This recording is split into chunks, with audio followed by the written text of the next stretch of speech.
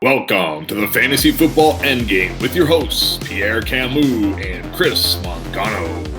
What's up, everybody? Welcome to the Fantasy Football Endgame. My name is Chris Mangano, and today I'm bringing you my favorite DraftKings value plays for Week 3.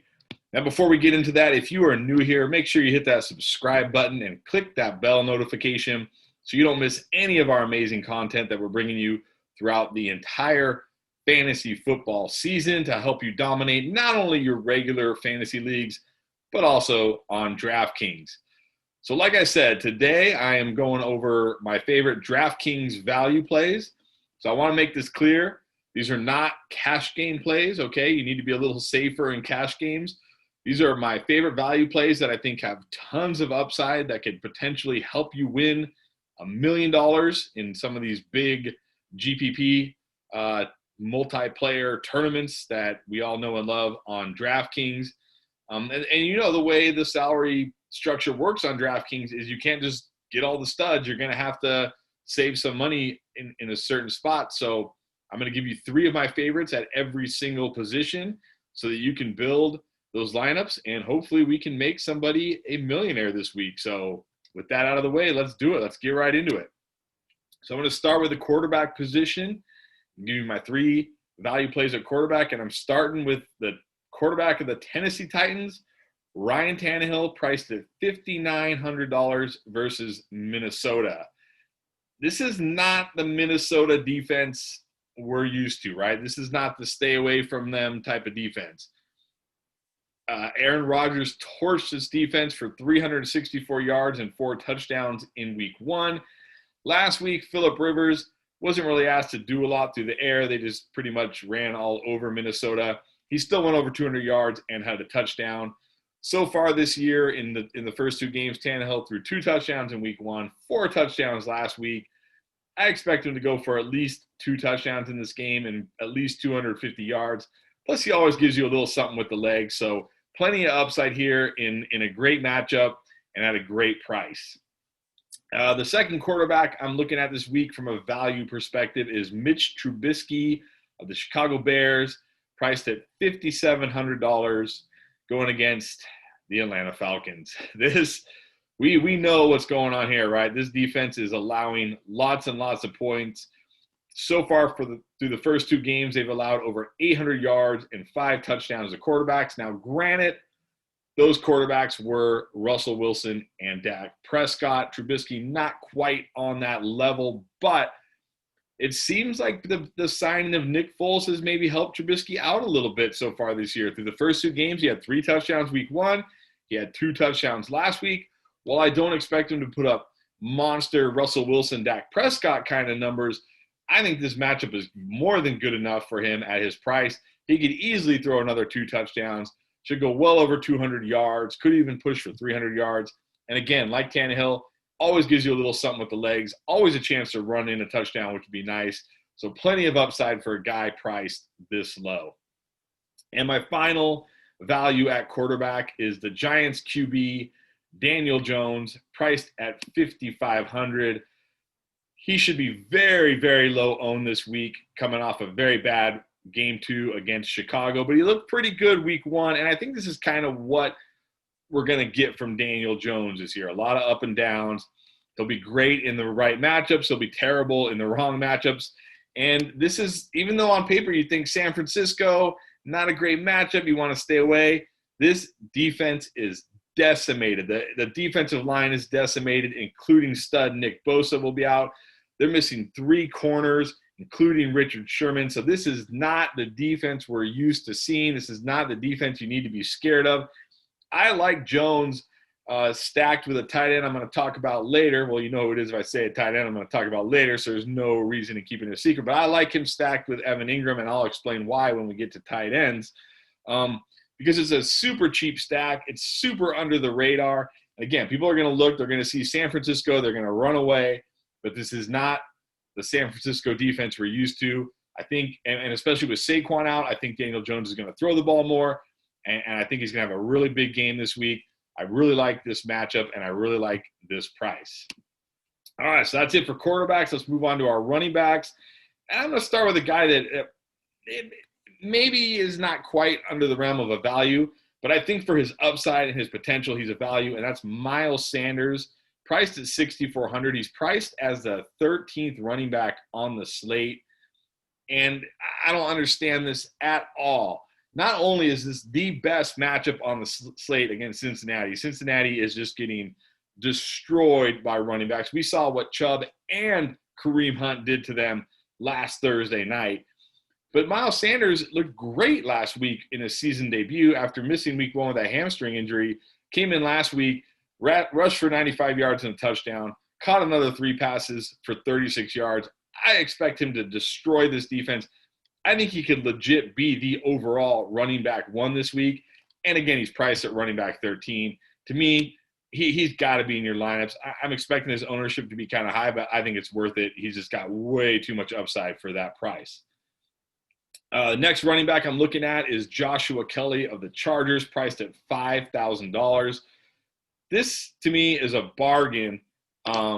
He's kind of like the 1B to Eckler's 1A, and I'm going to read you a tweet that I sent out 2 days ago in regards to Kelley and Eckler, comparing their numbers, right? So far through 2 weeks, Eckler's run 58 routes, Kelley's run 49.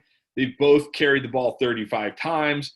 Eckler is getting targeted on 12% of his routes, whereas Kelley's getting targeted on 14% of his routes. Eckler is averaging 1.41 yards per route run. Kelley's averaging 3.5 yards per route run. And here's the real big ones to me. Eckler has 4 red zone carries. Kelley has 8, so twice as many. Eckler only has 1 carry inside the 10, while Kelley has 6. So he's getting the goal line carries. He's getting enough work in the passing game, and he's getting early down work. And they're playing Carolina. So far in the first 2 games, they've allowed at least 120 yards on the ground and 3 touchdowns in each of those games. 3 in each game. Kelley should for sure find the end zone this week. Plus, they've allowed 19 receptions to running backs through the first 2 weeks. Eckler's a great start too, but if you want to save some money and you want to get a piece of this backfield, I think Kelley is a great pivot, and I don't expect him to be super high owned. And then my last guy is my boy, one of my favorite players in the entire NFL, and that's Jerrick McKinnon, priced at just $4,900, which is a steal. Now, the downside here is I think this might be too obvious. I think his ownership percentage may be really high. But at this price, for the upside you're getting, kind of like Sanders, it may be worth it, right? We know Mostert's going to be out. We know Coleman is going to be out. So he should get plenty of high opportunity touches in this offense. Now, there is some risk here that Jeffrey Wilson gets a lot of the early down work, that JaMychal Hasty, who they brought up off the practice squad, might get some work too. But I still think the upside here for McKinnon is way, way, way too high to ignore. And at $4,900, he allows you to spend up for some of the more expensive wide receivers, some of the more expensive running backs on the slate. So I love McKinnon this week. Now moving on to our wide receivers. This first guy here, he struggled the first 2 weeks. A lot of high hopes for him coming into the season. That's Marvin Jones at $5,800. Few things in his favor this week. So, yeah, I struggled the first 2 weeks, like I said, with Golladay out, with Kenny Golladay out. But Galladay's trending to be coming back this week, which I think will actually help Marvin Jones, help take some of that pressure off him. Defenses can't just target Marvin Jones and focus on Marvin Jones. They're going to have to worry about Golladay on the other side.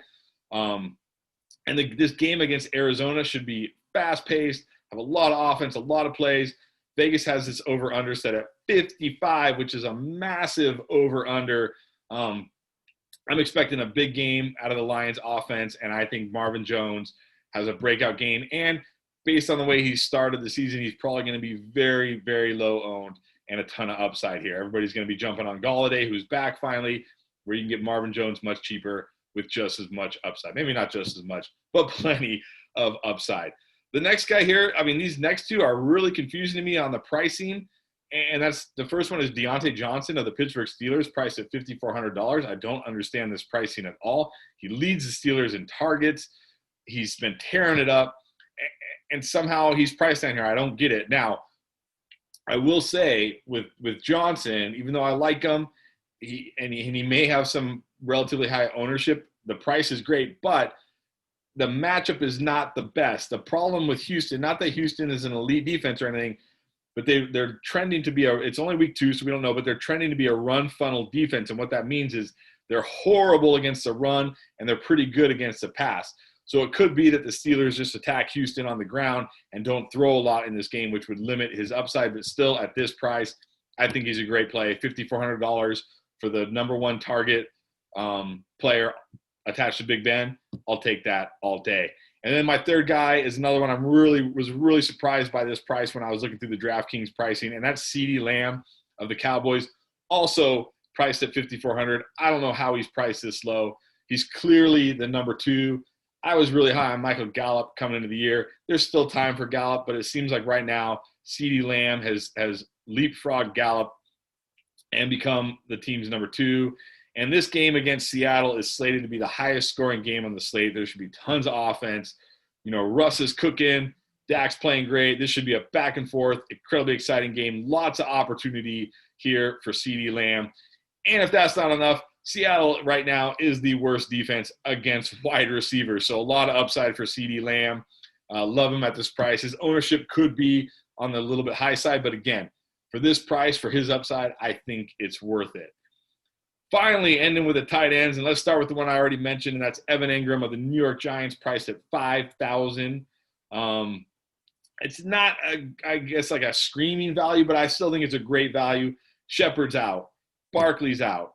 That just leaves Tate, Slayton, and Engram, basically, and whatever little role Freeman plays and Dion Lewis, I'm not worried. Engram has run the most routes of any tight end, according to Pro Football Focus, so he's getting his opportunities. He just needs to get targeted a little bit more. I think it happens this week. And as I said, I think Daniel Jones, Evan Engram is a sneaky and inexpensive stack that you can play in tournaments that you're not going to have a lot of ownership, but you're going to have a lot of upside, which is what we're looking for, right, in these tournaments. My next play is Jordan Reed. Now, this, again, maybe a little bit high on the ownership side because Kittle does not seem like he's going to play again. It doesn't seem prudent for the 49ers to roll him out. It seems like they're going to be careful with him. Last week without Kittle, he put up 7 catches, 50 yards, and 2 touchdowns.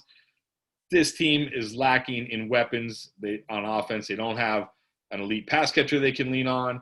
We already talked about Mostert and Coleman being out. Jordan Reed, if Kittle is out, should smash again this week. No problem. Lock him in at 4,000 and take all the points. And then my last one of my favorites. This is my favorite waiver wire pickup this week, and that's Drew Sample of the Cincinnati Bengals, priced at just $3,500. If you want to just punt on tight end, this is your guy, and here's why.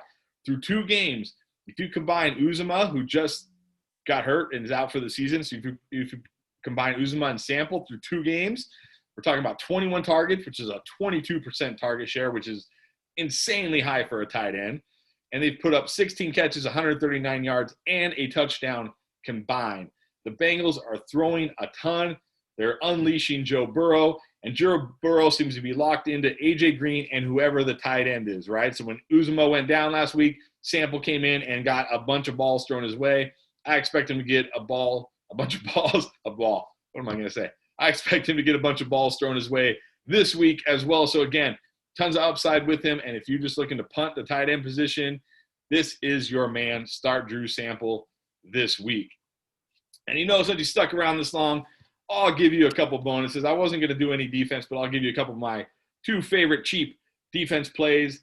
And that's Cleveland. I'm sorry, I don't know their prices right off the top of my head. Let me look. I just know that they're cheap, and I like them. So I like the Cleveland Browns going against Washington. Actually, they're not that cheap. Never mind. Scratch Cleveland. They're not that cheap. They're actually, Cleveland's actually the 4th highest priced DST. Okay, here it is. Here's my cheap, super cheap, gonna have tons of upside, gonna get you what you want defense, and that's the New York Giants against San Francisco.